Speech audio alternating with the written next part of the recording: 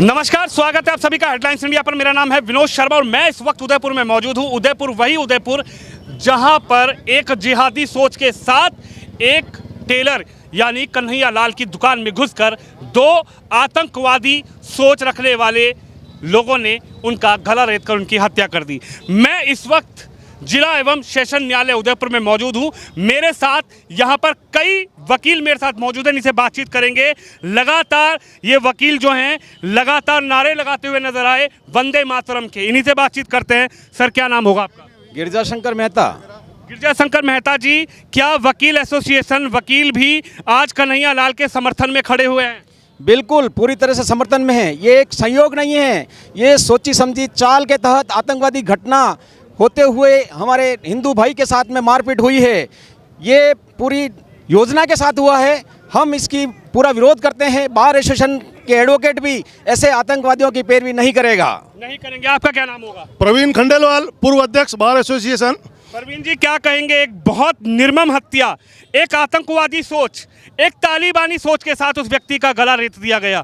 क्या कहेंगे? आज वकील कन्हैया लाल के साथ खड़े हुए नजर आ रहे हैं। निश्चित रूप से पूरा वकील समुदाय उद्वेलित है और जिस प्रकार की घटना इन अपराधियों ने की है वो संपूर्ण भारतीय समाज को, हिंदू समाज को भयभीत करने के, आतंकित करने के प्रयोजन से की गई है। और मैं विश्वास दिलाना चाहता हूं कि इस प्रकार की इन घटनाओं से हिंदू समाज और भारत में रहने वाले उदयपुर का समाज इस प्रकार की घटनाओं से भयभीत नहीं है।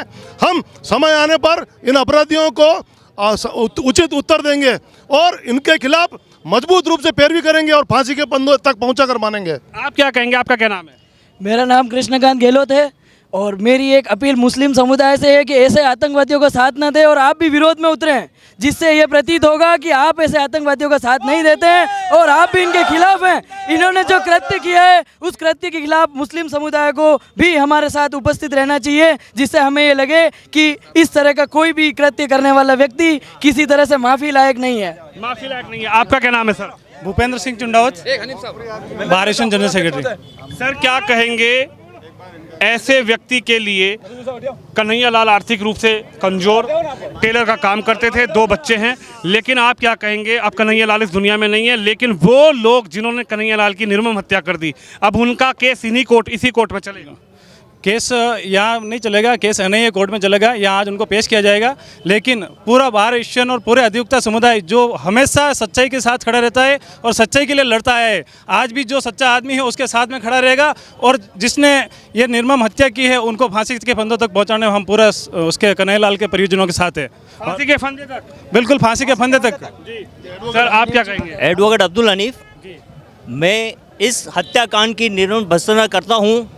हमारे समाज में जो है इस तरह की हत्याएं होना एक बहुत जघन्य अपराध है और कोई भी, किसी भी समाज, किसी भी धर्म को ये इजाज़त नहीं है कि किसी निर्दोष की इस तरह से हत्या कर जाए। खासकर मुस्लिम समाज को इन्होंने जो बदनाम किया है उसके लिए हम बहुत शर्मिंदा हैं और मैं इस हत्याकांड की पुरजोर विरोध करता हूं और मैं इन लोगों के लिए फांसी की मांग करता हूं। अब्दुल जी, आप मुस्लिम समुदाय से आते हैं, क्या कहेंगे? इस्लाम की कौन सी किताब में लिखा हुआ है जिस तरीके से वो लोग वीडियो बनाते हैं, नारेबाजी करते हैं और वो लोग ये कहते हैं कि हमने बदला ले लिया, सर तन से जुदा? क्या इस्लाम की किसी किताब में लिखा है?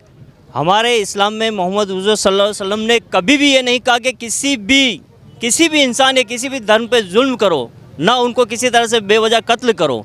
ये किसी भी किताब में नहीं लिखा हुआ है। सबको साथ लेके चलो, सबके साथ मोहब्बत से पेश आओ, यही लिखा हुआ है और यही हम फॉलो करेंगे। क्या कहेंगे? आतंकवादी सोच, आतंकवादी ट्रेनिंग, आतंकवाद की ट्रेनिंग के लिए वो गया था 2014 में पाकिस्तान और स्लीपर सेल तैयार कर रहा था पूरे उदयपुर के आसपास के ज़िलों में, पूरे राजस्थान में स्लीपर सेल तैयार किए जा रहे थे कि कहीं ना कहीं हिंदुस्तान को, उदयपुर को एक तरीके से जलाया जाए। इन लोगों की मानसिकता जो है पाकिस्तान जाने के बाद बिगड़ी है। उसी मानसिकता को लेके ये लोग यहाँ पे कुछ करना चाह रहे थे, लेकिन ये लोग प्रॉपर उदयपुर के नहीं है।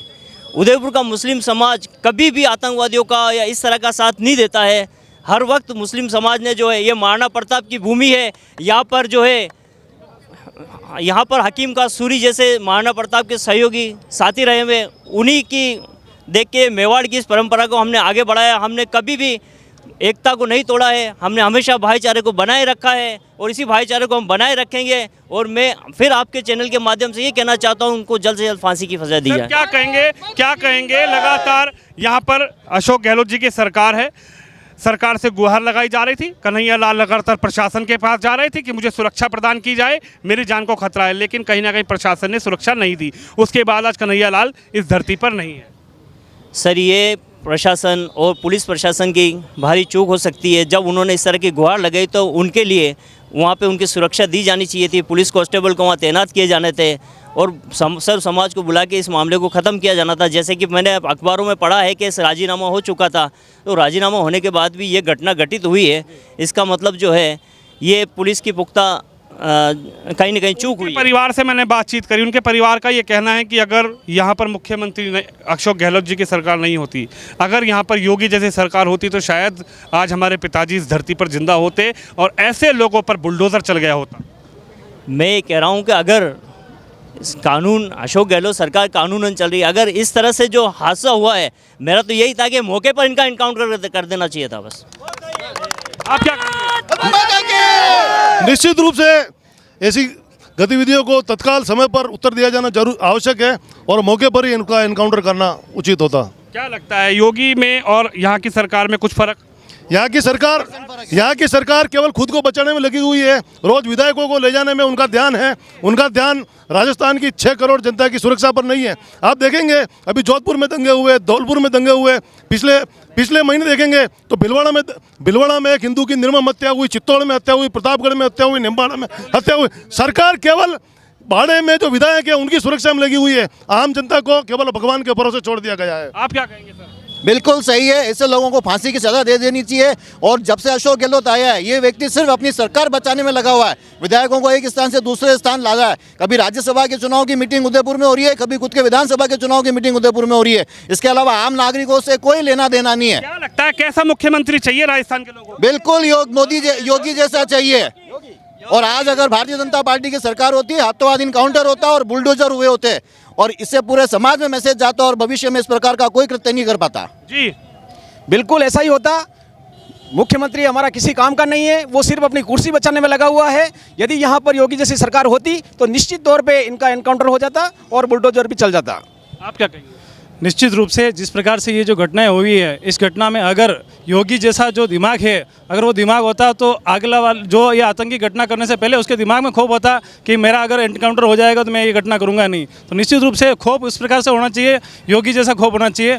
कोई भी सरकार हो लेकिन खौफ योगी जैसा होना चाहिए। उन्होंने कहा कि प्रधानमंत्री का गला प्रधानमंत्री के गले तक भी हम पहुंच जाएं तो ये खंजर उसका इंतजार कर रहा है। गले तक तो उनके रस्सी पहुंच चुकी है, प्रधानमंत्री तक तो पहुंचना उनके पिताजी और उनके दादाजी की भी हिम्मत नहीं है। तो देख सकते हैं आप, मेरे साथ वकील हैं और बार एसोसिएशन के कुछ अध्यक्ष भी थे। आपका क्या नाम है? महेंद्र कुमार नागदा, पूर्व अध्यक्ष हूँ। क्या कहेंगे आपका क्या कहना है? एक तरफ जो ये कृत्य हुआ है उस पर वकीलों ने कहा कि हम उस कन्हैया लाल के साथ खड़े हैं और दूसरे दोनों व्यक्ति को फांसी के फंदे तक पहुंचाएंगे। मेवाड़ की जो धरती है वो वीरता एवं शौर्य की धरती है और इस प्रकार की कायराना हरकत इस मेवाड़ की धरा पे की गई है, इस उदयपुर वासी और मेवाड़ कभी उनको माफ़ नहीं करेगा। और जिस प्रकार हमारे अध्यक्ष महोदय ने कार्यकारिणी ने बताया है कि वकील समुदाय इसमें काफ़ी आहत है और जिस किसी भी स्तर पर जाना पड़े, चाहे उनके उदयपुर में अगर मुकदमा चले तो उदयपुर में उसकी पैरवी नहीं होगी। और मैं हमारा अध्यक्ष महोदय और कार्यकारिणी के मार्फत कहना चाहता हूँ, बार काउंसिल हो जहाँ कहीं भी हो, जहाँ कहीं भी इसका मुकदमा चले, वहाँ पर हमारे माध्यम से पत्र लिखा जाए कि कोई भी अधिवक्ता पूरे हिंदुस्तान का उनकी पैरवी नहीं करे और उनके ठोस से ठोस की सज़ा दी जाए। फांसी की सज़ा मेरे हिसाब से उनके कम है, उनके लिए जो भी सज़ा हो वो भी कम है। चलिए देख सकते हैं आप। जी हाँ बोलिए।